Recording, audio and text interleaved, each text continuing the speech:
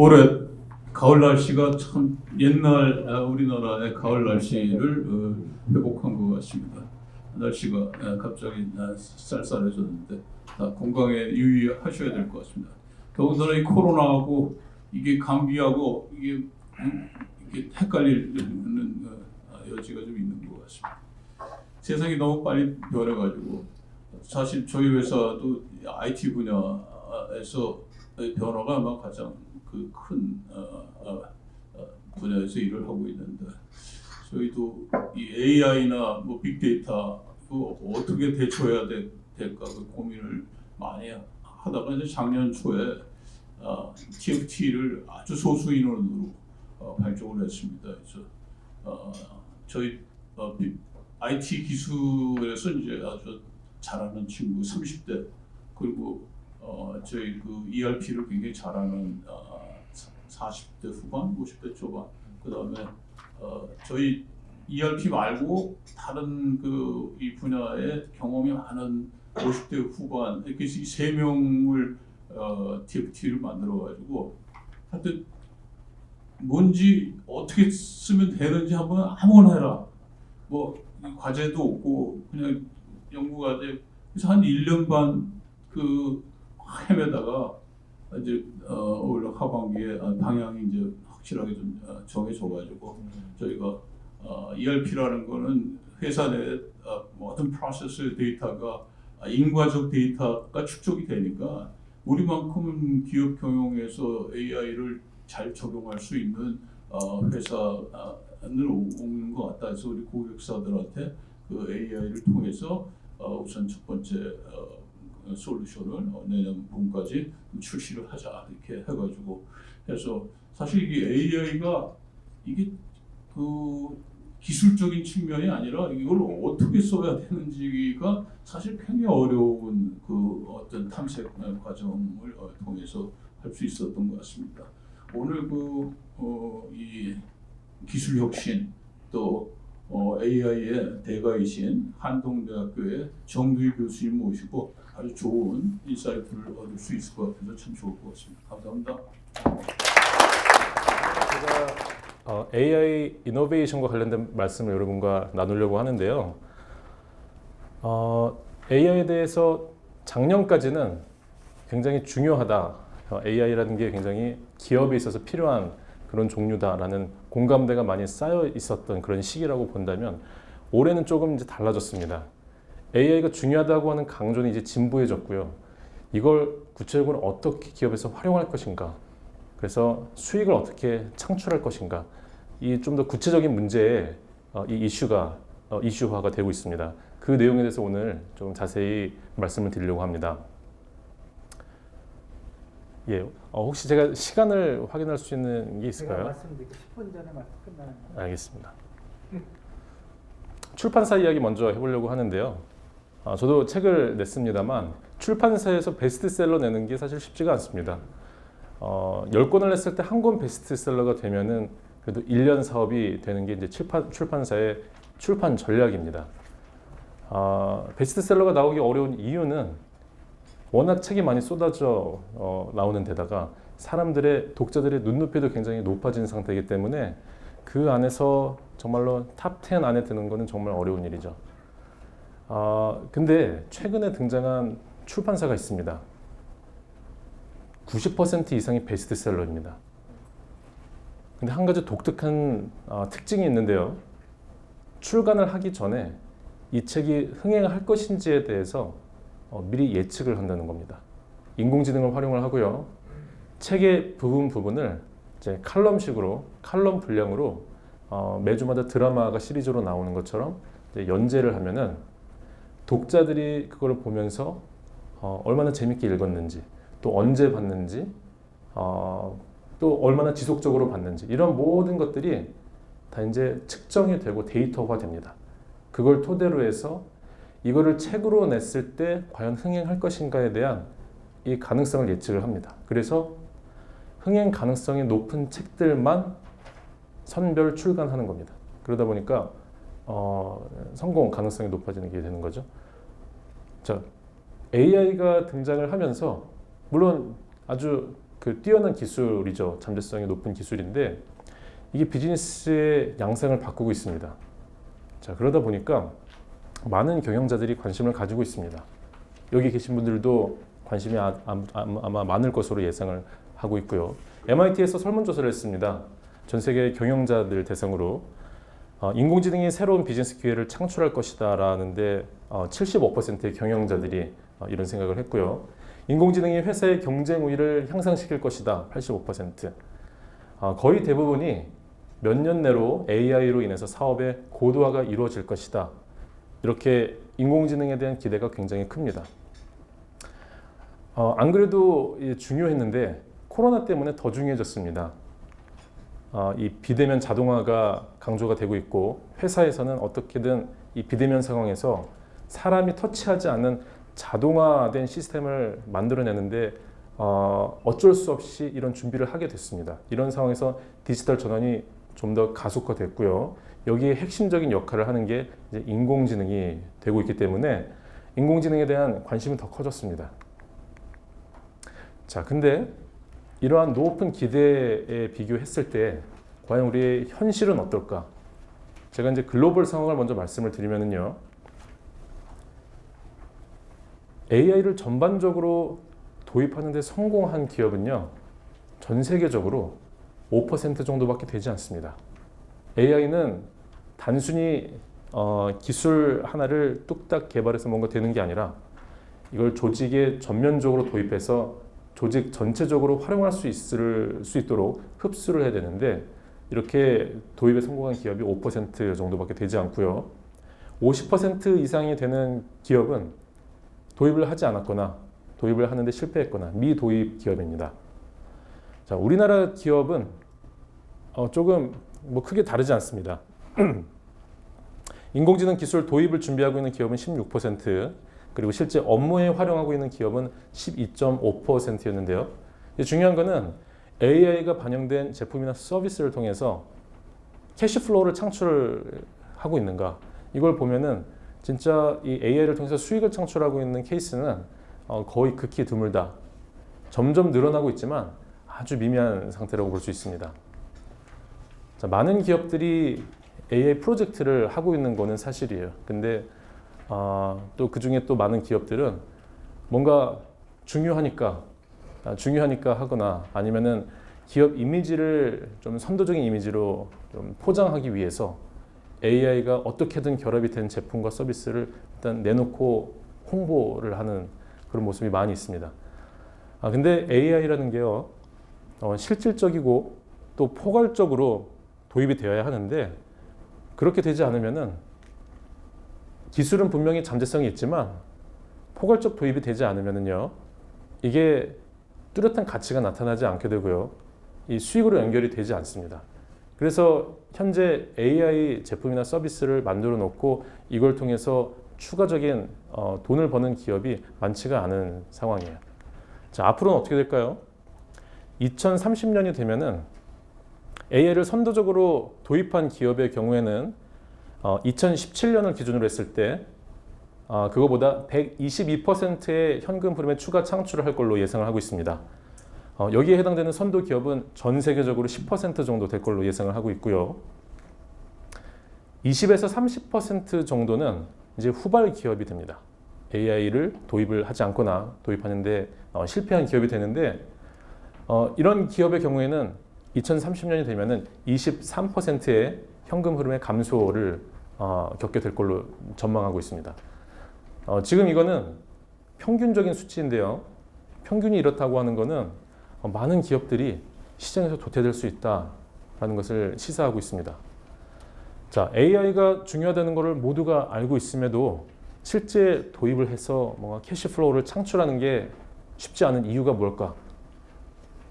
자, 중요한 거는 우리 모두는 AI의 중요성을 이미 알고 있지만 AI에 대한 이해가 충분치 않다라는 겁니다.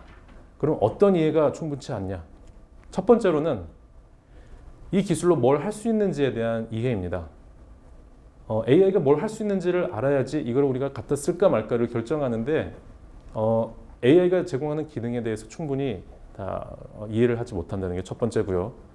두 번째는 이게 좋은 건 알겠는데 이거를 지금 우리 조직 프로세스에 어디다가 이걸 적용해야 될 것인가, 그리고 이걸 어떻게 적용할 것인가, how to에 대한 문제도 있습니다. 세 번째는 어쨌거나 이걸 도입하는 거는요, 투자가 선행이 되어야 하고요, 또 뭔가 바꿔줘야 되는데 어쨌거나 리스크가 있습니다. 이 리스크를 감수할 정도로 그 정도로 중요한 건가? 중요한 건 물론 알지만 이걸 투자를 하는 입장에서는 투자할 만한 가치가 있는가는 이 중요하다는 생각이랑 또 별개입니다. 사실 제가 이제 기업에서 강연을 하고 보면은 많은 경영자들이 의외로 AI 투자하는 것에 대해서 조금 부정적인 인식을 가지고 있습니다. 그분들은 AI에 대해서 부정적으로 인식을 갖고 있는 게 아니라 AI는 중요하고 우리 회사에도 뭔가 도움이 될 거라고 생각하지만 이걸 위해서 투자하는 것에 대해서는 굉장히 소극적이고 비판적인 견해를 가지고 있는 것을 제가 발견을 했습니다. 자, AI가요, 경영자의 의지가 없으면은 AI 이노베이션은 진행될 수가 없습니다. 왜냐하면은 우리가 AI 혁신은 레디컬 이노베이션이라고 이야기를 합니다. 그건 뭐냐면은 그동안 쭉 해왔던 어떤 발전, 혁신, 이거랑 종류가 좀 많이 다르기 때문에 이런 다른 종류의 혁신을 조직이 자발적으로 하기는 어렵습니다. 경영자의 의지가 강하게 있을 때 조직이 그 기준에 맞춰서 따라올 수 있는 겁니다. 두 번째는 조직의 이해도 중요합니다. 경영자가 아무리 이 의지가 있다고 하더라도 조직이 이 기술에 대한 이해, 그리고 기술 적용에 대한 이해, 이런 거에 대한 이해가 부족하거나 이 새로운 기술에 대한 이 조직 프로세스나 문화의 흡수를 잘 못하게 되면은 기술이 녹아들지 않습니다. 작동을 하지 않게 되는 거예요. 그래서 경영자의 의지가 중요하고요, 조직의 이해가 중요하다는 말씀을 드립니다. 자, 그럼 앞으로는 어떻게 될까? AI가 이 산업을 어떻게 변화시킬까? 그리고 AI가 이 기업을 어떻게 변화시킬까를 우리가 예측을 할 때 주로 보는 이 지표들이 있습니다. 첫 번째는 기술이 어떻게 발전을 할 것인가에 대한 겁니다. 제일 왼쪽에 있는 게 이 S자로 불리죠. 기술이 처음 등장할 때부터 아주 뛰어난 모습으로 등장하는 게 아닙니다. 인공지능은 이 이세돌이 알파고에게 이제 지면서 그 잠재성에 대해서 사람들은 주목했습니다. 하지만 인공지능이 처음부터 엄청난 이 뛰어난 성능을 가지고 이 산업계에 활용이 되는 것은 아니에요. 지금 이 산업을 바꾸고 있는 뛰어난 이 기술들의 공통적인 특징은 그 시작은 굉장히 열악한 모습으로 등장을 했다라는 겁니다. 그래서 여기 제일 왼쪽에 보면은 이 세로축의 퍼포먼스입니다. 퍼포먼스가 아주 열악한 그런 상태에서 시작을 했다가 어느 시점이 되면 점점 발전을 가속화하게 됩니다. 자, 기술이 발전하는 건 이런 양상을 띠고요. 중요한 건 기술 발전하는 게 중요한 게 아니라 그보다 더 중요한 거는 시장이 과연 이 기술을 어떻게 받아들일 것인가. 여기에도 경향이 있습니다. 보시는 것처럼 이 종 모양으로 되고요. 누적으로 했을 때는 왼쪽에 있는 것처럼 S 모양이 됩니다. 처음에는 얼리 어댑터나 아주 이노베이티브한 사람들이 이걸 채택을 하죠.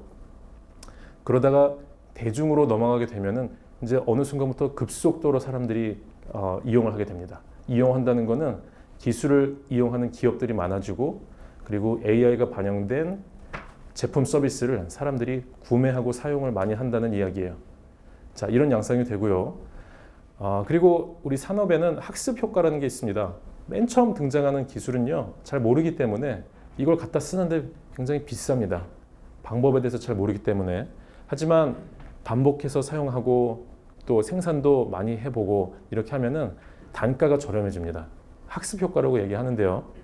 시간이 지나면서 또 발전을 어느 정도 이 경험을 쌓게 되면서 단가가 점점 낮아지는 학습 효과가 필요한데 이 학습 효과에도 시간이 걸린다는 거죠. 이런 것들을 고려해 봤을 때 시간이 지나게 되면은요, 이 선도 기업과 후발 기업의 이 격차가 이제 벌어지기 시작하는데 그 격차가 가시화되는 시점을 2년 후 또는 3년 후 정도로 내다보고 있습니다. 이때는요, 이 격차가 벌어진다는 거는요. 그 시점에 뭔가 뛰어난 혁신을 성공을 해서 이 격차가 벌어지는 게 아니라 이미 선도 기업들은 지금 이 순간에 굉장히 부단한 준비를 하고 있습니다. 뒤에 다시 설명드리겠지만 AI 혁신은요. 뭔가 기술을 만들어 놔서 즉시 효과를 발휘하는 그런 종류가 아닙니다. 학습도 해야 되고요. 데이터도 끊임없이 축적을 해야 되고요. 알고리즘도 고도화해야 되고 여러 가지 만들어 놓은 이후에 해야 될 시간도 필요하고 학습 시간이 필요합니다. 그렇기 때문에 이제 아까 이제 고모님께서 선점 게임이라고 이제 강조한 걸 다시 말씀해 주셨는데 AI가 선점 게임이라고 하는 이유가 다른 데 있는 게 아닙니다. 먼저 개발한 그 기업이 학습을 먼저 시작해서 성능의 고도화를 먼저 이룰 수가 있는 겁니다. 그래서 지금 필요한 건 뭐냐? 액션입니다. 지금은 이걸 할까 말까, 이거 중요한데 뭘 해야 하는데 이런 고민을 할 시기는 지금은 좀 지났어요. 지금은 뭔가 하고 있어야 한다는 이야기입니다. 선도 기업들은 부단히 노력을 하고 있고요. 나중에 격차가 가시화된 그 시점이 되면은요, 그 격차가 벌어지고 뛰어난 선도 기업이 이제 등장을 하고 또 준비가 안 된 기업들은 이제 위기감을 느끼게 되겠죠. 그 시점에 뭔가 시작을 하게 되면 이미 늦은 겁니다. 많은 것들이 이미 결정된 시장에서 결정이 된 그런 상황이라고 볼 수 있습니다. 자, 그래서 액션이 필요한데 어떤 액션이 필요한 것인가에 대해서 이제 말씀을 드리려고 합니다. AI 이노베이션, AI를 통해서 이제 혁신을 한다는 이야기겠죠. 이 의미를 조금 더 구체적으로 명확하게 먼저 이야기를 하고 넘어가겠습니다. AI 이노베이션이라고 하는 거는요, 인공지능 기술로 고도화된 기능을 구현하는 겁니다.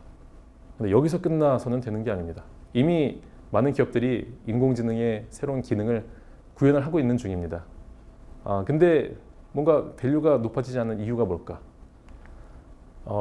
뚜렷한 가치가 창출돼야 돼요. 인공지능 기술을 만들어 놨는데 이거 가지고 지금 뭐 할래? 뭐가 더 좋아질 것인가? 이 좋아지는 것에 대한 디자인이 안 돼 있는 경우가 굉장히 많습니다. 자, 새로운 가치가 창출이 되어야 하는 거고요. 궁극적으로는 사용자의 경험이 향상되어야 한다. 인공지능 제품을 내놨는데 인공지능 제품이 있기 전에 사람들의 이 삶의 방식과 똑같아서는 안 된다는 거예요. 임팩트가 있어야 된다는 거고 그 임팩트의 결과는 사람들의 이 경험이 바뀌어야 한다는 이야기입니다. 자, AI 제품을 만든다는 이야기는요, 조금 더 구체적으로 뜯어서 이야기를 하면은 이렇게 볼 수가 있습니다. 이 네 가지의 요소를 준비하는 과정이다. 이렇게 볼 수가 있습니다. 첫째는 알고리즘, 둘째는 데이터, 셋째는 어플리케이션, 넷째는 비즈니스 모델. AI에 대해서 익숙하지 않으신 분들도 이거는 기억해 두시는 게 좋을 것 같아요. 왜냐하면 AI에 대해서 뭔가 고민을 하실 때 준비해야 할 거는 이 네 가지입니다. 조금 쉽게 설명을 드리면은요, 알고리즘은 씨앗과 같습니다. 이 식물의 씨앗은 아주 작은 씨앗에 나중에 뭐 배나무가 될 수도 있고 사과나무가 될 수도 있고 거대한 나무로 자라게 되는 그 성장의 메커니즘이 이 작은 씨앗 안에 다 설계가 되어 있습니다. 하지만 씨앗은 나무는 아닙니다. 큰 나무로 자라날 수 있는 그 디자인이 되어 있는 작은 씨앗에 불과한 거죠. 그 말은 알고리즘 하나 가지고 뭔가 할 수 있는 건 없다는 이야기예요. 씨앗을 땅에 심으면은요, 물을 주게 되고 그럼 자라게 되듯이 데이터가 그 물 역할을 합니다. 데이터가 중요하다는 이야기를 하고 있는데 그 중요한 이유는요, 이 알고리즘은 씨앗이 물을 통해서 이제 자라나는 것처럼 데이터의 학습을 통해서 본격적인 일을 수행할 수 있게 되는 겁니다. 알고리즘의 메커니즘이 있어요. 하지만 이 메커니즘을 가지고 본격적으로 현실 세계에서 일을 하기 위해서는 이 데이터를 가지고 이 데이터의 패턴을 이해하고 이 데이터를 통해서 어떻게 적용할 것인가를 알고리즘의 나름대로 터득하게 만들어야 돼요. 이걸 우리가 학습한다고 이야기를 합니다. 자, 그렇게 해서 다 자란 나무가 어플리케이션입니다. 알고리즘과 데이터는요, AI에서 가장 중요한 핵심 기술 재료이지만 이거는 그냥 기술 재료예요. 사람들이 알고리즘을 만들 수 없습니다. 사람들이 데이터를 만들 수 없습니다. 사람들이 이걸 이용할 수 있게 만들려면은 사람들이 이용할 수 있는 버전으로 만들어줘야 하는데 그건 바로 제품 혹은 서비스 이런 거 같은 이 어플리케이션이 되는 거예요. 많은 경우에 우리나라에서 AI를 강조하고 있는데 제가 보는 입장에서는 상당한 불균형이 있다. 정부에서 그 지원도 굉장히 많이 하고 있고 AI 대학원도 만들고 있죠. 거의 대부분이 알고리즘과 데이터를 개발하는데 쏠려 있어요. AI 대학원의 이 교수진들의 이 전공 분야를 보면은 95% 이상이 이제 엔지니어입니다. 물론 핵심적인 부분이기 때문에 잘 다져져 있어야 하죠. 근데 여기 치중되면은 그 결과는 뭐냐면요. 특허와 논문은 많아집니다. 특허와 논문이 많아지는데 여러분들 아시다시피 이 세상에 수많은 특허가 있습니다. 이게 상용화되어서 정말 혁신적인 제품으로 만들어지는 그런 특허는 사실 소수입니다. 그 말은 뭐냐면은 수많은 AI 관련 특허가 이제 등록이 되고 출원이 된다 하더라도 이게 제품으로 만들어지지 않으면은 이게 사람들의 혜택으로 또는 기업의 혜택으로 이어질 수 없다는 이야기입니다. 그게 되기 위해서는 이게 정말 창조적인 제품으로 만들어져야 하는 겁니다. 이제 그게 어플리케이션이고요. 또 이 가치를 사람들에게 어떻게 전달할 것인가, 그리고 기업들은 이걸 통해서 수익을 어떻게 얻을 것인가, 이걸 설계하는 게 비즈니스 모델입니다. 그래서 이 네 가지가 잘 준비가 되는 게 AI를 통해서 뭔가 제품을 만들어서 비즈니스를 해보겠다라는 이야기입니다. 잘 기억해 두시면 좋을 것 같고요. 자, AI 이노베이션을 우리가 잘 이해하기 위해서는요, 이 AI 혁신이 그동안 우리가 많이 해왔던 혁신이랑 뭐가 다른지를 이해해야 합니다. 사실 혁신이라는 단어는 우리에게 굉장히 익숙한 단어입니다.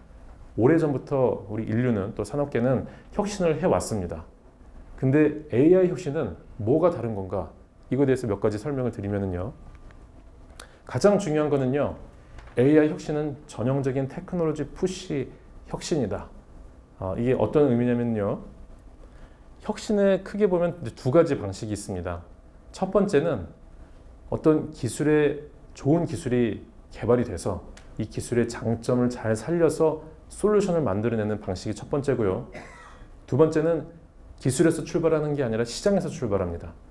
사람들이 가지고 있는 이 니즈, 아직 해결되지 않은 니즈를 잘 포착해서 이걸 해결해 줄 수 있는 솔루션을 만들어내는 방식이 마켓 풀 방식이에요. 이제 경영을 하는 데 있어서 사람들의 니즈를 파악하고 수요를 예측하고 이 니즈를 정확하게 해결해 줄 수 있는 이 제품을 제시하는 건 정말 너무나 중요합니다. 사람들의 니즈를 파악하는 게 쉽지 않을 뿐더러 굉장히 중요한 일이에요. 근데 AI 혁신은 이 마켓풀이 잘 작동을 하지 않습니다. 여긴 중요한 이유가 있는데요. 인공지능 관련된 신기술들이 계속 쏟아져 나오고 있습니다. 하지만 일반 사람들은요, 이 인공지능이 나한테 뭘 해줄 수 있을지에 대해서 알지를 못합니다. 알파고가 이세돌을 이기면서 알파고에 사용되어진 이 딥러닝이라고 하는 알고리즘이 이제 아주 파워풀한 알고리즘이라는 게 알려지기 시작했어요. 그래서 사람들은 딥러닝, 인공지능이 아주 중요한 기술 이렇게 이제 많이 듣게 되지만 결정적으로 이 딥러닝을 통해서 내 삶의 어떤 부분이 채워져야 할 것인지 이거에 대해서는 알지 못한다는 거예요. 스티브 잡스가 이런 얘기를 했죠. 과거에 이제 마차를 타고 다니던 시절이 있었고 그때 헨리 포드가 포드 자동차를 통해서 자동차의 대중화를 일으켰습니다. 헨리 포드가 당시 마차 타고 다니던 사람들한테 앞으로 어떤 교통수단을 원하는지 물었다면 사람들은 더 빠른 말이라고 했을 것이다. 왜냐하면 사람들은 이 자동차의 패러다임에 대해서 잘 몰랐기 때문이에요. 지금 비슷한 상황입니다. AI에 대해서 많이 듣고는 있지만 이게 어떤 종류인지에 대해서 대중은 알지를 못해요. 자, 그렇기 때문에 지금 상황에서 필요한 거는 뭐냐면은 AI 기술 지식이 있는 그런 이노베이티브한 경영자가 정말 사람들이 필요로 할 것을 통찰해서 제시하는 그런 방식이 지금 중요하다고 볼 수 있습니다. 스티브 잡스는 애플에서 이제 아이팟을 내놓을 때 그 제품을 개발하고 또 출시하는 그 전반적인 방향에 이런 게 있었습니다. 소비자는 우리가 무언가를 보여주기 전에는 자신이 무엇을 원하는지 전혀 알지 못한다. 사람들이 너 뭐 필요하니? 사람들이 필요한 거를 확인한 다음에 그거를 채워주는 제품을 만들어낸 게 아닙니다. 사람들이 나 자신도 모르는 본인도 모르는 그런 니즈를 통찰해서 그걸 채워줄 수 있는 혁신적인 제품을 만들어서 먼저 제공을 하고 이걸 사용한 사람들은 와우 이런 게 있었다니 사용해보고 나서야 이게 바로 내가 필요한 거였어 이렇게 깨닫게 되는 이런 혁신적인 제품을 내놨습니다. 지금 AI 시대에는 이런 종류가 필요합니다. AI 기술 지식이 있어야지 통찰이 나오는데 이걸 바탕으로 해서 사람들에게 정말 필요로 할 것 같은 것, 이 혁신적인 제품과 서비스를 통찰해서 제시해 줄 수 있는 그런 능력이 필요합니다. 자, 첫 번째 특징에 대해서 말씀드렸고요. 두 번째 중요한 특징이 있습니다. AI 제품이 일반 제품과 다른 점. 우리 주변에 있는 웬만한 이 물건들, 제품들은요. 사용을 많이 한다고 좋아지지 않습니다. 제가 들고 있는 이 마이크도요. 내년이 되면은 성능이 더 좋아진다고 볼 수가 없습니다. 오히려 사용할수록 점점 나빠지죠. AI 제품은요. 사용할수록 점점 좋아진다는데 아주 독특한 특징이 있습니다. 학습을 통해서 성장을 하는 겁니다. 알렉사가 있죠. 아마존에서 내놓은 이 에코라는 디바이스 안에 알렉사로 불리는 이 가상 비서가 내장이 되어 있는데요. 알렉사가 수행할 수 있는 이 스킬이라고 하는데요. 초창기에는 10,000개가 넘지 않았습니다. 주로 이제 불 꺼주고 또 음악 틀어달라고 하면은 이제 음악 틀어주고 또 아침에 헤드라인 뉴스를 좀 이렇게 읽어달라 하면은 헤드라인 뉴스를 읽어주기도 하고요. 근데 시간이 지나면서 이 스킬의 수가 점점 늘어납니다. 2017년에는 10,000개가 됐고요. 2018년에는 25,000개, 2019년에는 80,000개, 이제 10만 개를 넘어서고 있습니다. 물론 이제 아마존 개발자에서 추가된 것도 상당 부분 있고 또 아마존이 개방 정책을 하다 보니까 이 에코, 알렉사를 통해서 할 수 있는 걸 일반 외부 개발자가 추가해서 이렇게 들어온 것도 있습니다. 근데 이제 중요한 거는 사람들이 사용을 많이 하면 할수록 이 가상 비서가 내 말을 정확하게 알아듣고 정확하게 수행하고 또 피드백도 좀 더 자연스럽게 하는 이 실력이 점점 늘어난다는 겁니다.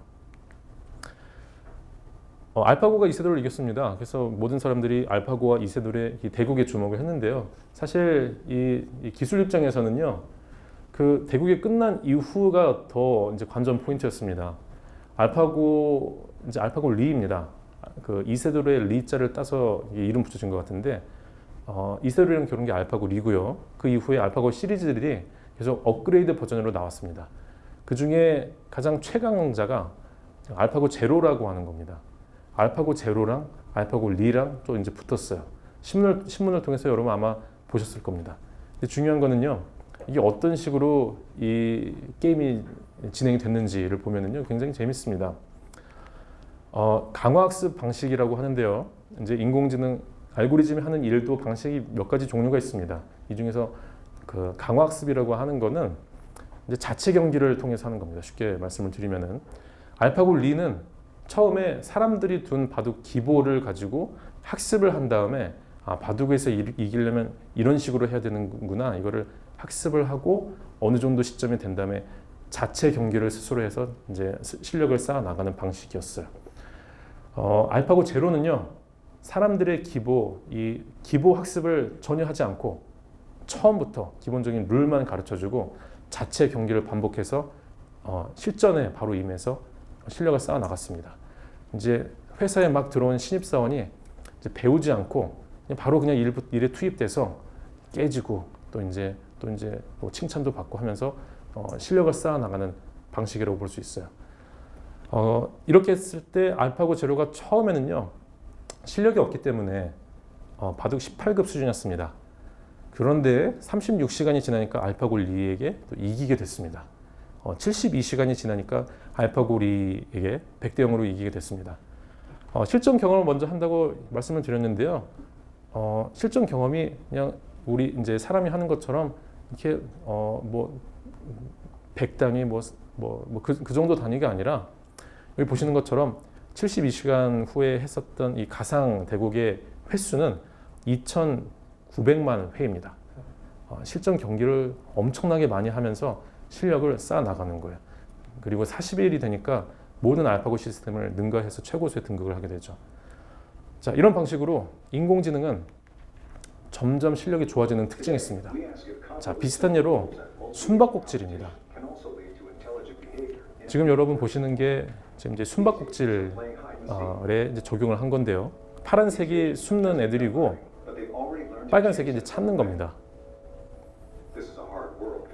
주변에 이제 뭐 도구들이 있죠. 이제 숨는 애들은 완전 계속 새로운 방식을 찾아내서 숨습니다.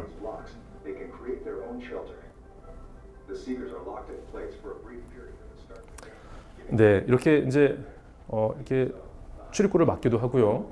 또 나중에는 은신처를 구축을 합니다. 은신처를 만들어서 그 속에 숨어서 못 찾게 하고. 그러면은 찾는 애들도 가만히 있지 않습니다.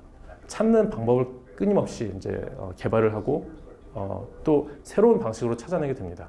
새로운 방식으로 숨고 또 새로운 방식으로 찾아내고 그러면은 더 새로운 방식으로 숨고 이걸 계속 반복하면서 점점 숨고 찾는 이 스킬이 점점 늘어나는 거예요. 나중에는 숨는 애들이 찾는 애들을 이렇게 가둬놓고 못 찾게 만드는 거예요.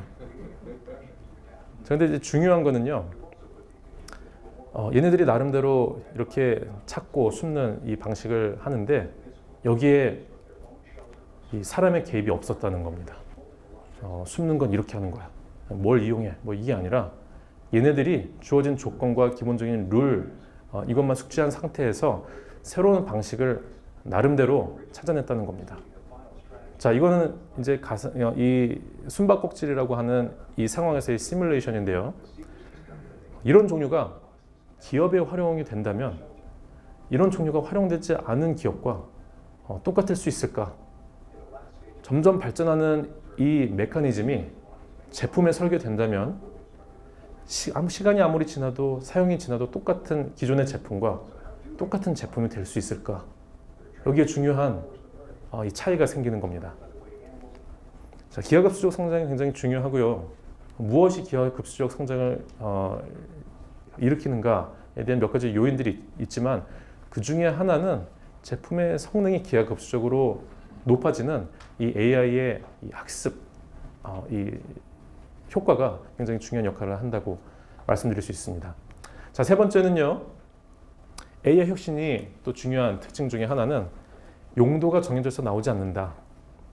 앞서서 보신 그 알파고에 사용되는 이제 딥러닝이라고 하는 기술이요. 딥러닝이라고 하는 거는 모든 분야에 사용이 될 수가 있습니다. 뭐 제조업에도 사용이 될 수도 있고요. 바둑에도 사용됐지만 구글 트랜슬레이션 번역하는 데도 사용이 되고요. 그다음에 농업에서 자동 재배를 하는 그 시스템 만드는 데도 이게 사용이 되고 자율주행에도 중요하게 활용이 되는 거죠. 그러니까 딥러닝이라고 하는 이 그 기술은 모든 곳에서 활용이 될 수가 있어요. 다른 모양으로. 근데 중요한 거는 딥러닝 관련된 알고리즘을 개발한 이 개발자가 이 기술은 어느 분야에 어떻게 사용될 수 있다. 이거를 제시하지 않는다는 겁니다. 그 말은 뭐냐면은 어떤 중요한 알고리즘이요. 이걸 어디에서 활용이 되는 거는 아마도 최초로 활용될 가능성이 꽤 높습니다. 우리 인류는 인공지능을 사용해 본 경험이 별로 없습니다. 그래서 많은 부분 사용을 안 해본 영역이에요. 그 영역에서 이 기술을 사용하는 거는 이제 처음 사용해 보는 건데 이 사용 방법, 이 또 사용 대상 이거에 대해서 누가 가르쳐줘서 그걸 따라하는 종류가 아니라는 겁니다. 인공지능 기술에 대한 이 이해가 있는 사람이 누군가는 이 분야에 한번 적용해 보는 겁니다. 그렇기 때문에 이 기술을 어떻게 창조적인 제품으로 만들어낼 것인가 이 창조성이 굉장히 중요하다고 볼 수가 있습니다. 기술 만들어내는 건 물론 중요하죠. 기술을 잘 만들어내야 해요. 중요한 거는 이 기술을 내가 있는 분야에 어떻게 적용할 것인가 이 적용하는 이 부분에서 이 창조성이 필요하다는 거예요. 이 창조성은 단순한 크리에이티비티를 얘기하는 게 아니고요. 인공지능이 뭘 할 수 있는지에 대한 지식에 기반한 이 창조적인 활용 능력을 이야기하는 겁니다. 이게 지금 상황에서는 너무나 중요해요. 자, 그럼 그걸 어떻게 할 것인가에 대해서 말씀을 드리려고 합니다. AI 이노베이션을요, 크게 이제 복잡하게 생각할 게 사실 아닙니다. 이 세 가지 질문에 대해서 답을 하는 과정이다, 이렇게 이야기를 할 수가 있습니다. 첫 번째, AI가 여러 가지 이제 기능을 제공하는데 어떤 기능을 사용할 것인가? 둘째, 그 기능을 어떻게 적용할 것인가? 셋째, 그래서 뭐가 좋아지게 만들 것인가? 이 세 가지 질문에 대한 답이라고 볼 수가 있습니다. 첫 번째 질문은 어떤 기능을 사용할 것인가입니다. 인공지능은요, 그 자체가 기술은 아닙니다. 기술의 집합 개념이라고 볼 수 있고요. 인공지능 안에는 여러 가지 하위 요소 기술들이 포함되어 있습니다. 그 말은 인공지능이 할 수 있는 일이 굉장히 많다는 이야기입니다. 요소 기술이 굉장히 많기 때문에 그 종류를 나열을 하면요 100가지가 넘습니다. 근데 우리가 인공지능의 100가지 넘는 요소 기술을 다 알 필요가 없어요. 하지만 가장 핵심적인 게 무엇인지에 대해서는 우리가 알아야 한다는 거죠. 인공지능이 제공하는 이 기능을 5가지로 압축하면은 이렇게 볼 수가 있습니다. 첫 번째는 인식, recognition. 두 번째, prediction, 예측. 셋째, automation, 자동화. 넷째, conversation, 소통. 다섯 번째, generation, 생성입니다. 인식은요, 딱딱한 물체가 인식하게 만드는 거예요. 눈을 떠서 보게 하고요. 귀를 열어서 듣게 들을 수 있는 물체를 만드는 거예요. 그 인식 대상에 따라서 음성을 인식할 수도 있고 이미지를 인식할 수도 있고요. 감정을 인식할 수도 있고 맥락을 인식할 수도 있습니다. 예를 하나 들어드리면요. 거울입니다. 하이미러라고 하는 거는 이제 스마트 거울이에요. 우리가 거울을 보면은요. 이 하이미러는 이 거울도 나를 봅니다. 그래서 내 얼굴에 있는 잔주름, 안색, 다크서클, 반점 이런 것들을 보면서 나의 피부 상태를 이제 분석을 해줍니다. 이제 피부에 대해서 신경 쓰는 분들은 이제 매일매일 아침마다 이제 거울을 보죠. 그리고 이제 틈틈이 피부 관리를 받기 위해서 이제 뭐 피부과라든지 피부 관리 이런 데를 갔다 옵니다. 근데 매일매일 갈 수가 없죠. 갔다 오는 것도 굉장히 번거롭고 비용도 이제 들게 되죠. 그런 종류가 매일 아침 화장대에서 볼 수 있는 이런 거울에 그런 기능이 부착되어 있다면은 굉장히 좋은 밸류를 줄 수가 있는 거예요. 자, 그럼 얼마나 정확하게 볼 수 있는가? 기본적으로 내장되어 있는 카메라에는요, 아주 디테일하게 세심하게 볼 수는 없습니다. 하지만 세심하게 봐야 될 필요도 있겠죠. 그럴 경우에는 조금 그 정밀한 카메라가 별도로 있는데 그거를 이제 부착을 해서 그걸 통해서 보게 되면은 정밀한 피부 관리를 할 수 있게 되는 거죠. 데이터 학습이라고 하는 거는요, 예측을 가능하게 하는데요. 나의 피부 상태를 끊임없이 데이터화하게 되면은 나의 피부가 앞으로 어디로 가게 될까 예측까지 할 수 있는 겁니다. 자, 데이터에 기반한 이 인식 기능 그리고 예측 기능이라고 볼 수가 있고요. 자, 드론 영상을 한번 보려고 하는데요.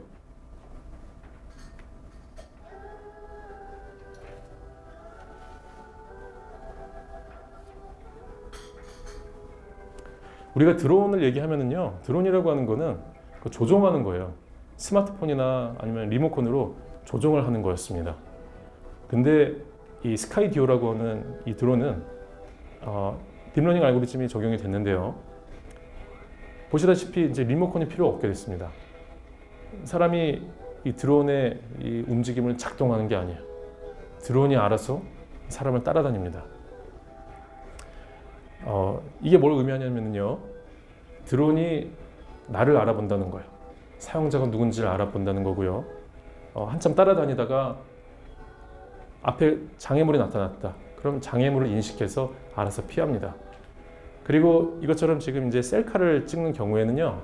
사용자를 알아본다는 것은 이 사용자가 누군지를 알아본다는 것뿐만이 아니라 이 사용자가 좋아하는 구도가 무엇인지 이것도 이제 아는 거예요.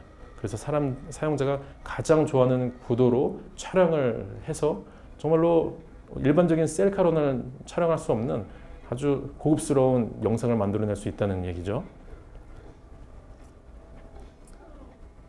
네, 시간이 좀 많지 않기 때문에 영상은 이걸로 좀 자르겠습니다. 자, 그래서 AI 인식은 볼 수 있게 그리고 이제 이야기하는 것을 들을 수 있게 하는 기능을 부여함으로써 완전히 다른 종류의 제품으로 만들어내는 겁니다. 자, 두 번째는 예측입니다. 예측 굉장히 중요하죠. 근데 또 우리는 많은 방법을 통해서 예측을 하려고 시도를 많이 해왔습니다. AI를 기반한 이 예측은 퍼포먼스가 굉장히 좀 뛰어나고 그렇기 때문에 주목을 받고 있습니다. AI 예측 알고리즘의 원리는 이렇습니다. 아까 제가 말씀드렸던 핵심 요소가 4가지 있다고 했고 그 중에 그 데이터가 중요하다고 말씀드렸는데요. 수많은 데이터 학습을 통해서 이 데이터를 이 알고리즘이 이렇게 분석을 하다 보면은 그 안에는 사람의 눈으로는 볼 수 없는 그 패턴이 있습니다. 그 패턴을 파악을 해서 어떤 특정 조건이 주어졌을 때 그 패턴을 기반으로 해서 앞으로 어떻게 무슨 일이 벌어질까를 이제 추론하는 방식입니다. 수요 예측 같은 경우는 사실 많은 기업들이 이미 많이 하고 있습니다. 근데 나이키에서 최근 그 셀렉트라고 하는 스타트업을 거금을 들여서 인수했습니다. 수요 예측 그 알고리즘 엔진을 갖고 있는 스타트업이에요. 나이키에서 수요 예측 부서가 없었을까요? 수요 예측 가장 잘하는 사람을 뽑아놨지 않겠습니까? 근데 왜 추가적으로 이 스타트업을 인수를 했을까요? 중요한 거는 그동안 우리가 해왔던 수요 예측이랑 인공지능을 통해서 하는 수요 예측의 이 레벨이 좀 다르다. 여기에 좀 인식을 해서 인수를 하게 된 겁니다. 셀렉트는요, 이제 모바일 웹사이트, 그다음에 오프라인 매장, 여러 가지 데이터를 기반으로 해서 사람들이 원하는 품목, 그리고 구매 타이밍, 구매 장소, 그리고 말 그대로 수요, 이거에 대해서 비교적 정확하게 예측을 하고 중요한 거는 말씀드렸던 것처럼 학습이 많이 진행이 될수록 점점 이 정확도가 높아진다는 데 있습니다. 그리고 중요한 거는 사람이 여러 가지 방식을 통해서 하는 거에 비해서 알고리즘이 자동으로 수행하는 이 예측 기능이 시간이 굉장히 단축된다는 데 있습니다. 자, 두 번째는요, 존 세븐이라고 하는 스타트업입니다. 스포츠 구단들이 이 고민이 있습니다. 경기에서 이기는 게 중요한데 선수들이 부상을 당하는 겁니다. 근데 이 부상을 예측할 수가 없어요. 이 선수가 부상을 당하게 되면은 이제 그 선수들 운동 연습하는데 준비하는데도 차질이 생기고 이 경기에도 승패와도 연결이 되기 때문에 굉장히 중요한데 이게 언제 부상이 일어날지를 알 수가 없기 때문에 이 부상과의 싸움은 굉장히 고질적인 어려움이었어요. 근데 존 세븐이라고 하는 거는 이 업체는요, 다양한 데이터, 선수들의 경기 영상, 그리고 이 의료 기록, 그리고 생체 정보 이런 것들을 토대로 언제쯤에 부상이 당할 것인지, 혹은 지금 시점에 부상 당할 가능성이 어느 정도인지를 예측을 합니다. 이 예측 정보가 있다면은 이제 감독이나 코치 입장에서는 이 선수의 연습을 어느 정도 해야 할지, 또 출전을 시킬지 말지에 대한 그 의사 결정을 조금 더 안전하게 할 수 있게 되는 거죠. 예측 정확도가 95%라고 하고요. 구단의 부상 발생이 75% 정도 감소하는 효과를 얻었다고 합니다. 자, 예측을 가장 잘하고 있는 기업은 아마존이에요. 아마존은 이 예측을 위해서 엄청난 이 투자를 해왔습니다. 그렇게 해서 나타나는 그 결과 중 하나는요, 예측 배송입니다. 아마존의 예측 배송. 이건 놀라운 서비스예요. 놀라운 정말 대담한 전략입니다. 우리가 온라인 쇼핑을 할 때요, 그 방식은 구매 후 배송입니다. 내가 구매를 하면은 배송을 시작하는 거예요. 당연한 이야기죠. 근데 아마존의 예측 배송은요, 배송 후 구매입니다. 내가 구매하기 전에 배송을 먼저 시작한 거예요. 그게 가능한가? 실제 아마존에서는 이걸 하고 있는 중입니다. 자, 물론 구매 버튼을 누르기 전에 초인종이 울려서 배송이 오면은 설사 내가 사려고 했던 거라 하더라도 문제가 일어날 수 있죠. 아마존 예측 배송이 이런 방식입니다. 고객이 어떤 것을 구매할지를 예측해서 그 물건을 집 근처에 있는 창고에 갖다 놓습니다. 그래서 구매 버튼을 누르면은 30분 내에 배송을 한다. 이게 아마존의 예측 배송 전략이에요. 우리나라에서는 이제 빠른 시간 동안 그 배송하는 게 아주 놀라운 일은 아니죠. 근데 미국이라는 이 거대한 땅덩어리에서 하루 배송도 놀라운데 30분 배송은 이건 어메이징한 기적과도 같은 일이에요. 그 기반에는 이 고객보다 고객을 더 잘 아는 이 예측 알고리즘에 있다고 볼 수가 있습니다. 자, 인식과 예측 기능의 이 예측 기능에 대해서 말씀을 드렸고요. 세 번째는 자동화입니다. 결론적으로 말씀드리면 AI 자동화의 핵심은 자동화가 아니다. 이게 중요한 의미가 있습니다. 사실 우리는 자동화를 그동안 많이 해왔습니다. 웬만한 공정은 다 자동화로 돌아가고 있는 중이죠. 근데 AI 자동화는 그 다른 점이 뭐냐면요. 이 최적화에 있습니다. AI 자동화의 핵심은 최적화입니다. 특히 이제 셀프 옵티마이제이션. 기존의 자동화는요, 사람이 그 어떻게 일하는지를 이렇게 세팅을 해놓으면은 이제 기계가 그 세팅한 대로 자동으로 하는 방식이었어요. 근데 AI 자동화는요, 돌려놓으면은요, 시간이 지나면서 점점 좋아진다는 데 있습니다. AI 최적화 모델인데요, 이거를 조금 간략하게 해서 여러분들께 좀 설명을 드리면은요, AI 최적화를 하는 방식이 이런 종류입니다. 첫째, 이제 목적이 있겠죠. 이제 일을 수행하는 목적이 이제 설계가 되어 있겠죠. 두 번째, 해결해야 될 문제를 파악한다. 세 번째, 이게 이제 중요한 겁니다. 문제 해결을 위한 설계를 시스템이 스스로 한다. 사실 이 설계는 사람이 하던 일이었습니다. 그리고 정말 정교한 방법을 통해서 또 똑똑한 사람이 정말 수학적인 어떤 지식을 가지고 아주 정교하게 설계를 해놓으면은 이제 기계는 그대로 이제 수행하는 거였어요.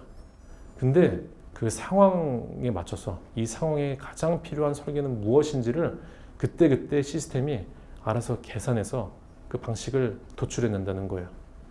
설계한 대로 실행을 한다. 그 다음 실행 결과를 지속적으로 예측하고 모니터링해서 최적화를 위한 재설계를 한다. 이게 계속 반복되다 보면요, 점점 좋아진다는 겁니다. 알파고에 사용된 그 알고리즘이요, 그 구글의 데이터 센터에 적용이 됐습니다. 이 IT 기업에서 전기 사용료가 굉장히 많습니다. 왜냐면은 이 시스템을 돌리는데 이 또 대용량의 이 파워풀한 시스템을 돌릴 때 전기 소모량이 굉장히 크거든요. 그래서 전기세 아끼는 게 굉장히 비용 절감 차원에서 중요합니다. 근데 그동안 구글의 천재들이 이 전기 사용량을 최적화시키는데 최적화시킬 수 있을 만큼 해놨어요. 여기에다가 이 딥러닝 기반의 이 알고리즘을 적용을 했더니 시간이 지나면서 전기 사용량이 점점 줄어드는 거예요. 자, 이게 여러 분야에 활용이 될 수 있다는데 좀 중요한 시사점이 있습니다. 자, 네 번째는 소통입니다. 이건 여러분들 아마 많이 보셨을 것 같아요. 구글의 이 듀플렉스 실현 장면입니다.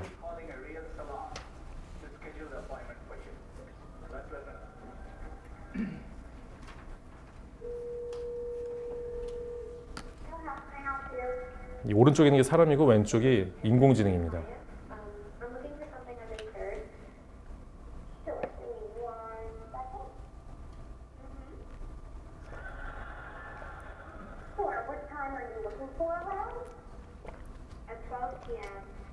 We do not have a 12 p.m. available. The closest we have to that is a 1:15.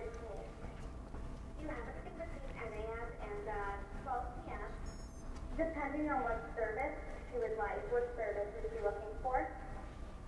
Just a woman's haircut for now? Okay, we have it 10 o'clock. 30분 남았어요. 10 a.m. is fine. Okay, what's her first name? The first name is Lisa? Okay, perfect. So I will see Lisa at 10 o'clock on May 3rd. Okay, great. Thanks. Great. Have a great day. Bye. 네, 인공지능이 이제 대화하는 방식입니다.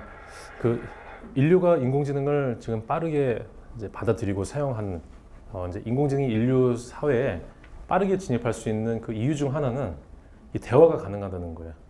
이 사람과 커뮤니케이션이 가능하다. 인공지능이 제공하는 기능 중에 또 하나 파워풀한 기능이 바로 이 소통 기능입니다. 소통을 할 수 있기 때문에 이 소통 기능을 다양한 서비스와 또 제품에 적용을 해볼 수가 있게 되는 거예요. 이 딱딱한 기계에 대화 기능을 부여하게 되면은 생동감 있는 존재로 탈바꿈이 될 수 있는데 이렇게 탈바꿈 시킬 수 있는 그 대상이 굉장히 다양하다는 데 있습니다. 자연어처리라고 하는 이 기법을 통해서 이 소통 기능을 구현을 하는 거고요. 자연어처리는 여러분 아마 이제 많이 들어보실 그런 단어입니다. 간단하게 얘기하면은 자연어 인식이라는 게 있고요. 자연어라고 하는 게 사람이 하는 말을 의미하는데요. 자연어를 인식해야 되겠죠. 무슨 말을 하는지 이해를 해야 하고 어떤 의미인지를 이제 추론하는 거고요. 이제 또 하나는 자연어 생성이 있습니다. 이해하는 것뿐만이 아니라 이제 되받아서 답변을 해야 하는 거잖아요. 자연어 생성 이 두 가지 중요한 기능을 축으로 이루어지는 게 자연어 처리 기술입니다. 자, 자연어 처리 기술을 통해서 다양한 소통 기능을 만들어낼 수가 있는데 이게 활용될 수 있는 분야는 굉장히 다양합니다. 가상비서에도 활용이 되고 있고요. 호텔 서비스에서도 지금 이제 호텔리어 대신 이 로봇에 이 소통 기능이 부여된 로봇이 대신 이제 응대를 하거나 그런 것도 많이 이제 나오고 있습니다. 제가 그 로봇이 운영하는, 그러니까 로봇이 서비스를 하는 이 호텔 리스트를 작년에 만들어놨는데 굉장히 많아요. 미국에 가면은 특히 이제 실리콘밸리 부근에 가면은 이제 AI 호텔, 그러니까 AI를 적용한 호텔이 굉장히 많이 있었고 지금 더 많이 늘어났습니다. 그리고 ARS를 우리가 생각하면은 이 기계적인 답변, 뭐 이걸 우리가 흔히 생각을 해왔죠. 근데 점점 시간이 지나면서 자연스러운 대응으로 바뀌고 있습니다. 아직은 좀 미진한 것 같아요. 아까 보셨던 기술의 발전 기술을 보면은 이 대응 역량이 있어서는 아직 성숙 단계에 들어가진 않은 것 같습니다. 참고로 호텔 서비스는 몇 개 호텔이 인공지능을 도입을 해서 이 응대하고 또 사람들의 질의에 대해서 답변을 하고 이런 것들을 이제 로봇이나 이 인공지능을 통해서 이제 구현을 해놨어요. 자, 그럼 이제 많은 사람들이 새로운 호텔이다. 인건비가 상당히 절감돼서 많은 도움이 되겠다 이렇게 생각하잖아요. 제가 이 리스트를 만든 다음에 그 다음에 업데이트를 한번 했는데요. 이 중에 상당수는 이걸 다시 철회했습니다. 왜냐면은 분명히 이제 좋은 점도 분명히 있지만 아직 이게 제대로 적용이 안 된 거예요. 호텔 서비스에 이 제대로 흡수가 안 돼서 사람들이 이걸 너무 부자연스럽게 생각하는 거예요. 그리고 응대하는 게 정말 자연스러워야 되는데 아직까지는 자연스럽지 않다. 그리고 자꾸 고장나는 겁니다. 현실에서는 이게 아주 스무스하게 모든 프로세스가 이루어져야 되는데 중간중간 자꾸 끊기는 거예요. 오류가 나고 사람들이 불만이 생기고 이런 것들을 이제 잘 해결하는 게 중요하다는 겁니다. 자, 근데 이런 소통 기술은요, 아직은 좀 더 발전해야 될 부분이 많이 있어요. 근데 현재의 모습으로 이걸 판단해서는 안 된다는 겁니다. 지금 미진한 상태지만 인공지능은 기술적으로 굉장히 빠르게 발전을 하고 있고 서비스도 점점 고도화되고 있습니다. 나중에는 이 소통 기능은 정말 중요한 역할을 할 것 같아요.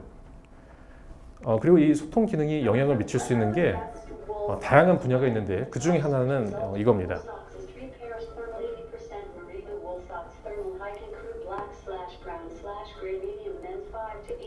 지금 보시는 거는 이 가상비서를 통해서 쇼핑을 하고 있는 상황입니다.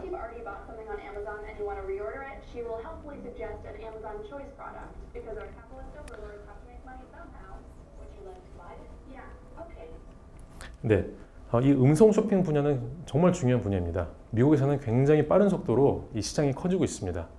자, 음성 쇼핑 간단히 얘기하면은요, 말로 쇼핑을 하는 거예요. 말로 쇼핑을 한다는 게 이제 어떤 거냐면요, 그동안 우리가 이제 온라인 쇼핑을 하는 과정을 보면요, 책을 보다가 뭔가 사고 싶은 생각이 들게 되면은 책을 잠깐 내려놓고 컴퓨터 앞에 가거나 이 쇼핑몰에 접속을 해서 물건을 찾고 또 이제 클릭을 여러 가지 하고 그다음 결제를 하고 뭐 이런 방식이었습니다. 근데 음성 쇼핑은 뭐냐면은 책을 읽은 상태에서 책을 덮지 않는 거예요. 그 상태에서 바로 말로 주문을 하는 겁니다. 검색도 말로 해서 지금 보시는 것처럼 설명을 듣고 뭐가 좋은지 또 비교도 하고 마치 백화점에서 점원에게 물어보면은 점원이 상세하게 알려주는 것처럼 그걸 듣고 결정을 하는 것처럼 말로 사람에게 이야기하듯이 이렇게 쇼핑을 하는 거예요. 설거지를 하다가 세제를 사야 된다. 그러면은 설거지를 멈추지 않고 방으로 가지 않고 그 자리에서 바로 구매를 하는 겁니다. 이게 이제 음성 쇼핑을 통해서 일어날 수 있는 일이에요. 냉장고 앞에서 우유가 다 떨어졌다. 그러면은 냉장고 앞에서 바로 말로 주문을 할 수 있는 거예요. 아침에 일어나서 또 침대에 누워서 뭔가 구매할 게 생겼다. 그럼 이제 말로 처리를 하는 겁니다. 자, 이 음성 인식 또 이제 소통 기능, 특히 이제 가상 비서 이 기능이 이 유통 시장에 가져올 그 파급 효과가 굉장히 클 걸로 예상을 하고 있습니다.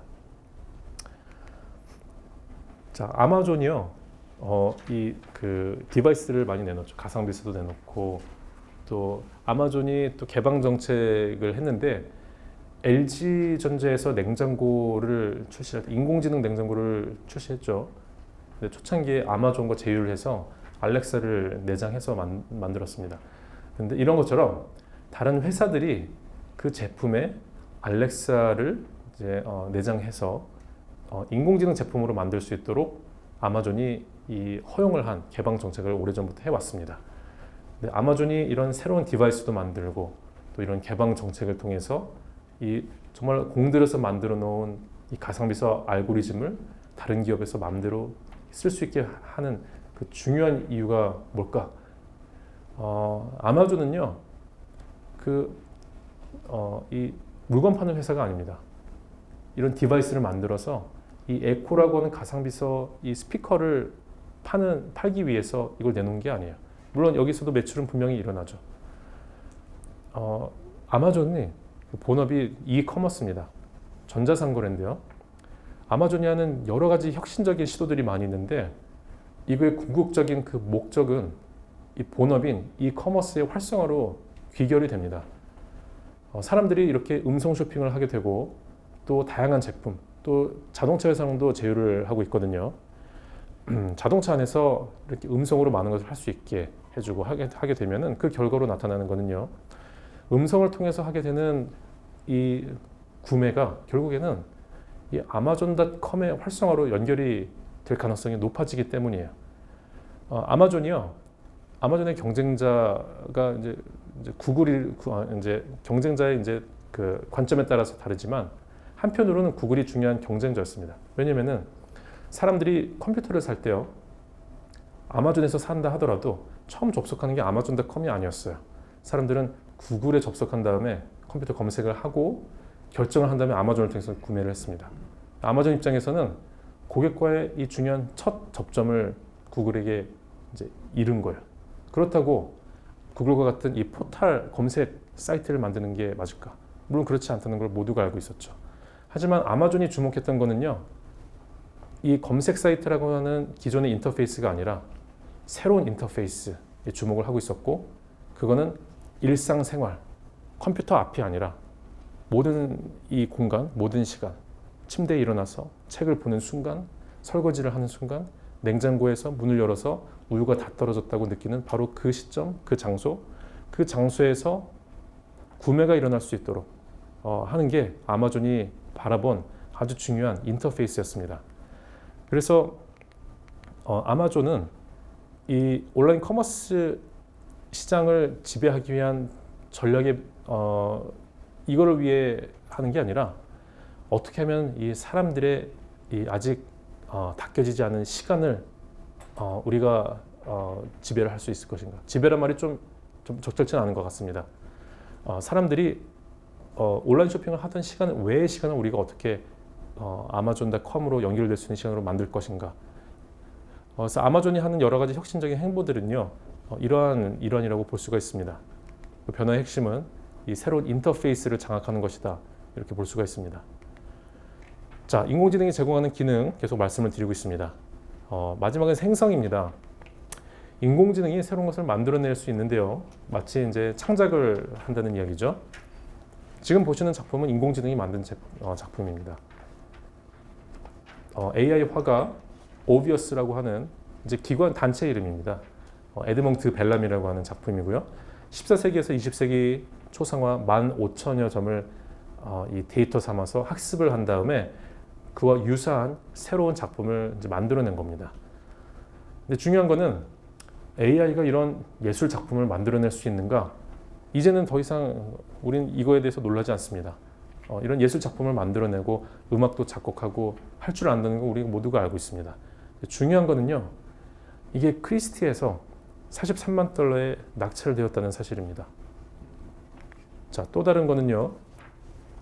마리오 클린게만이 만든 행인의 기억이라고 하는 건데 이것도 AI가 제작을 했습니다. 소더비에서 4만 파운드, 약 6천만 원에 낙찰이 됐습니다. 이 경매 시장에서 낙찰됐다는 건 이제 어떤 의미냐면요. 그동안 우리는 AI가 인간의 예술 영역에 들어올 수 없다 이런 이야기를 했습니다. 근데 예술 작품을 만들어낼 수 있는 것은 기능적으로는 가능하다는 걸 우리는 이제 보고 있는 중이고요. 이 경매 시장에서 그 낙찰됐다는 데 또 다른 이제 쇼크가 있는 겁니다. 경매 시장이라고 하는 곳은요, 예술 작품의 이 예술적인 가치를 경제적인 가치로 환산해서 거래를 하는 장소입니다. 근데 여기서 이런 고가의 거래가 됐다는 이야기는 사람이 인공지능이 만든 이 작품에 대해서 이 예술적인 가치에 대해서 인간이 인정을 해줬다, 그런 사건으로 볼 수가 있습니다. 그렇기 때문에 지금 인공지능이 이제 적용될 수 있는 분야는 예술 분야까지 이제 왔다는 이야기입니다. 물론 이제 예술가들이 갈 길을 잃을 것인가? 물론 그렇지는 않습니다. 이건 이제 굉장히 좀 신선하고 또 새로운 사건이지만, 물론 사람들은 사람을 통해서 감동받고 싶어하는 거는 앞으로 이제 계속 마찬가지일 겁니다. 근데 이제 중요한 거는 특히 이제 기업에 있는 분들께서 주목하셔야 될 부분은요. 이 자본주의 시장에서 이 창작이 효율적인 창작이 필요한 부분이 곳곳에 있는데 이 인공지능의 생성 기능이 우리 기업의 활동에서 활용될 수 있는 분야가 굉장히 많이 있다는 것입니다. 예를 들면은요. 비즈니스 위크지에서 인공지능이 만든 일러스트로 이 표지 디자인을 꾸민 적이 있습니다. 그리고 또 로고 디자인도 최근에 인공지능이 굉장히 빠르게 만들어서 신제품에 대한 이 로고를 빠르게 만들어주는 그런 그런 서비스도 있습니다.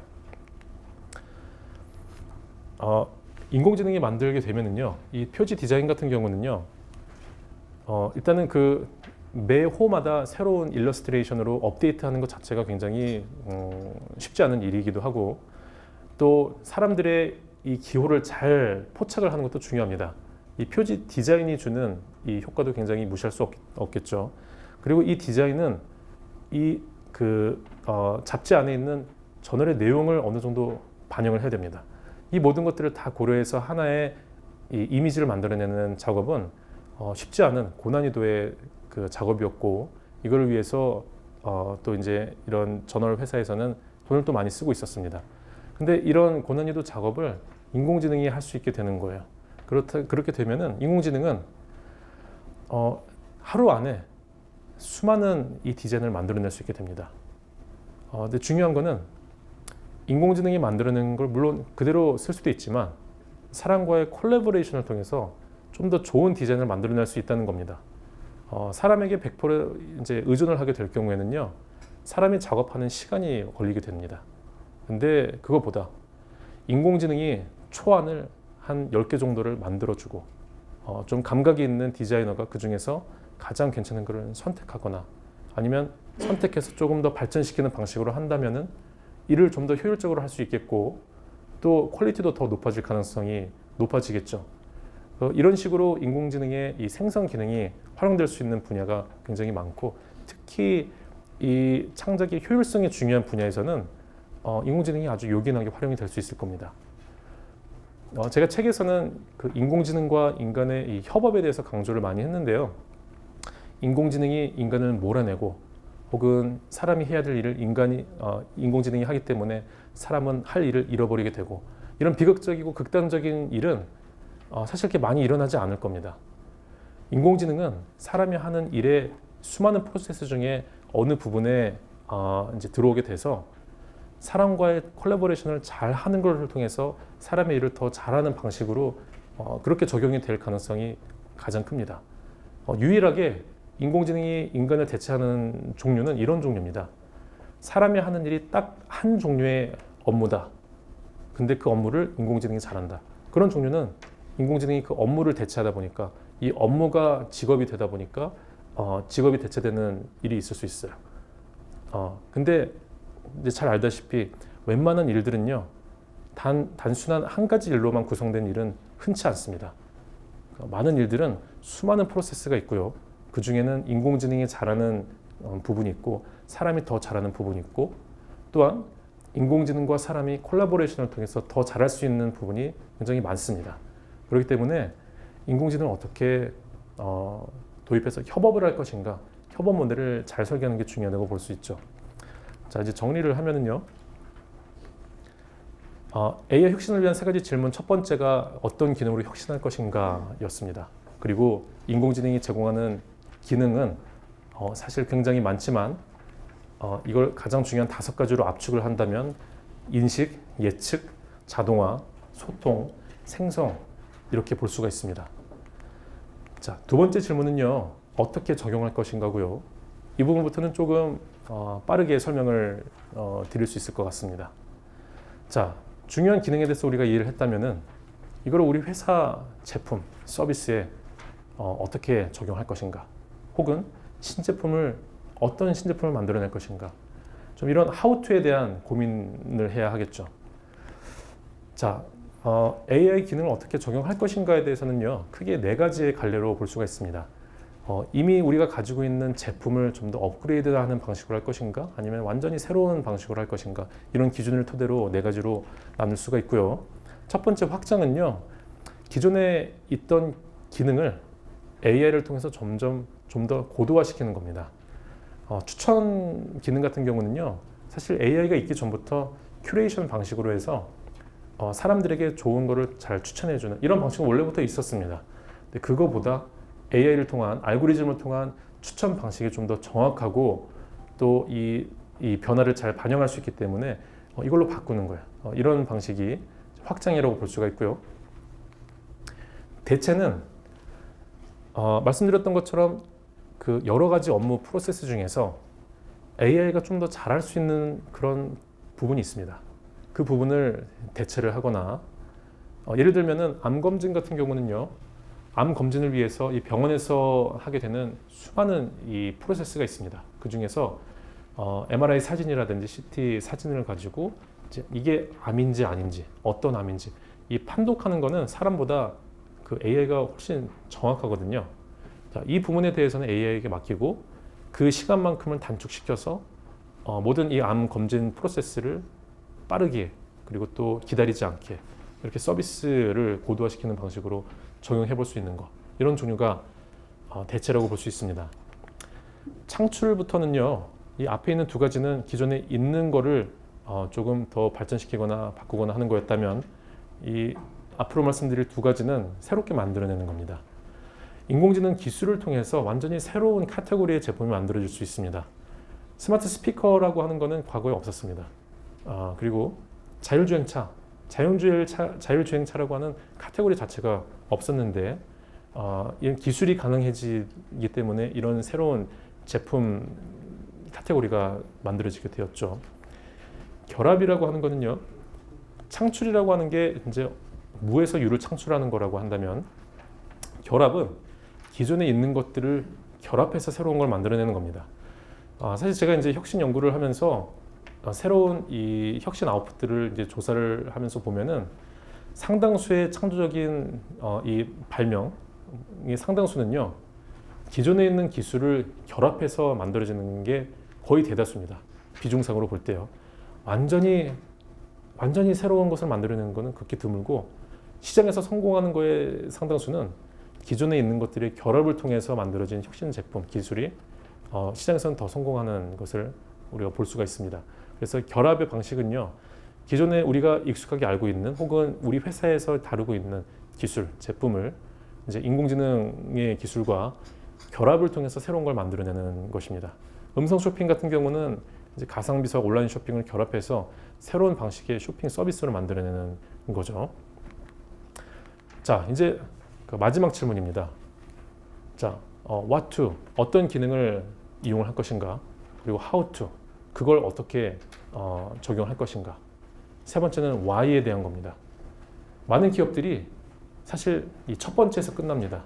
인공지능 기능을 구현하는 거에서 상당 부분 끝납니다.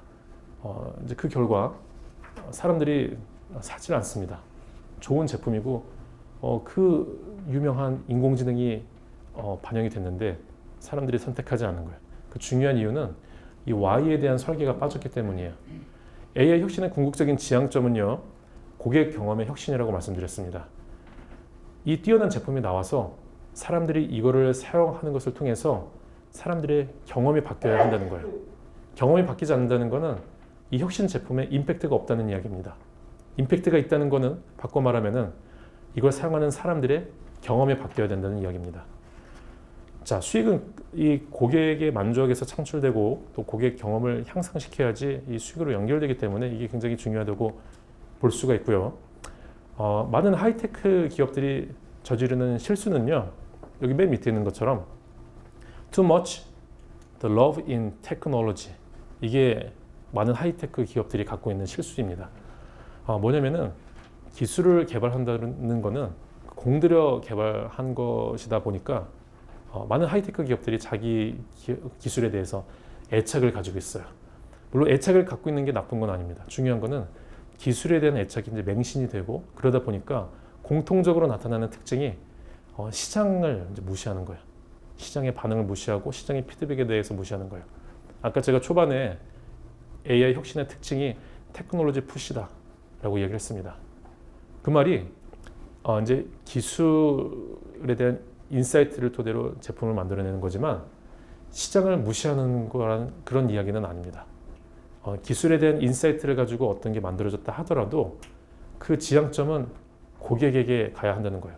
그 말은 뭐냐면은 기술을 개발할 때 과연 이게 시장에서 받아들여질 것인가, 이거에 대한 고민을 아주 심도 있고 냉철하게 해야 한다는 이야기입니다.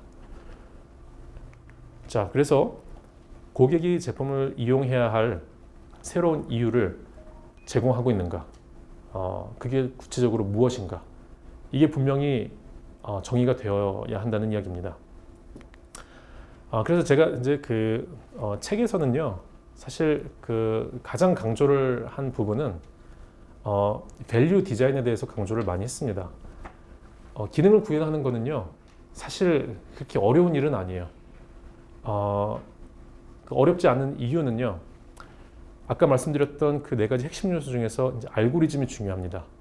근데 지금 뭔가를 새로운 걸 만들어내기 위해서 필요한 알고리즘, 그건 직접 만들어낼 필요가 거의 대부분은 그럴 필요가 없어요. 왜냐하면은 아마존이나 구글이나 이 선도 기업들이 아주 고급스럽게 만들어 놓은 알고리즘을 공개하고 있거든요.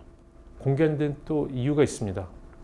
이 플랫폼, 그리고 이제 어떤 시장 지배력, 또 이제 플랫폼 영역을 장악하기 위해서는 이 자사의 이 서비스에 특화된 이런 것들이 이제 많아져야 되고, 그걸 사용하는 사용자도 많아져야 되기 때문에 이 자사 서비스의 핵심 알고리즘을 공개해서 이걸 사용하도록 만들고, 또 그와 연계된 서비스들이 많이 만들어질 수 있도록 공개를 많이 하고 있습니다.